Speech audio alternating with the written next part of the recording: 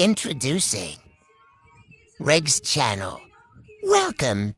Hope you enjoy.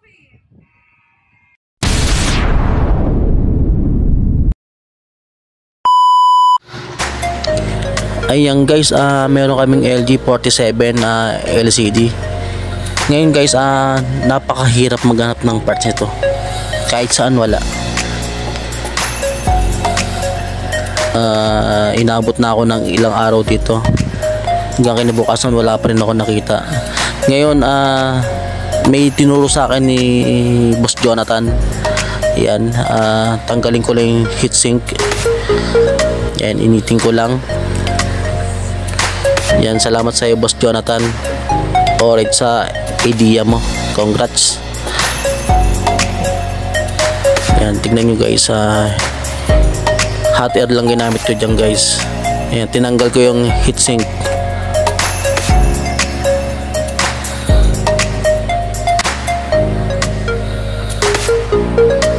Yan, lahat ng parts ininit ko yan guys. Siguro sa sobrang tagal din ng stock kaya nagaganyan. Yan, pag salpa ko guys, nakita nyo guys, nag okay siya, pero nag ano yan guys, nag solarize. Yan guys, nag solarize.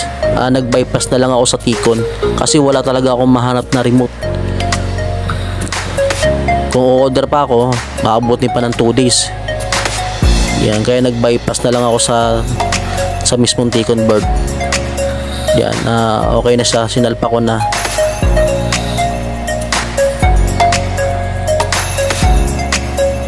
Yan guys, pag on yan agad guys. Ayan, tignan nyo. Alright, kita nyo guys, ganda na. Yan guys, galing na yan sa ibang technician. Wala raw mahanap na parts. Okay na yan guys. Ngayon guys,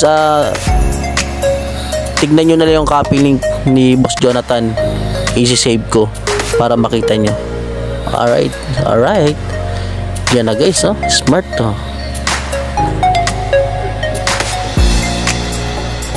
Yan yung utol ko, tuwan-tuwa na.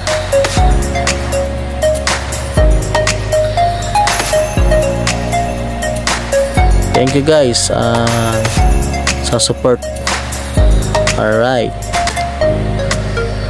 thank you for watching.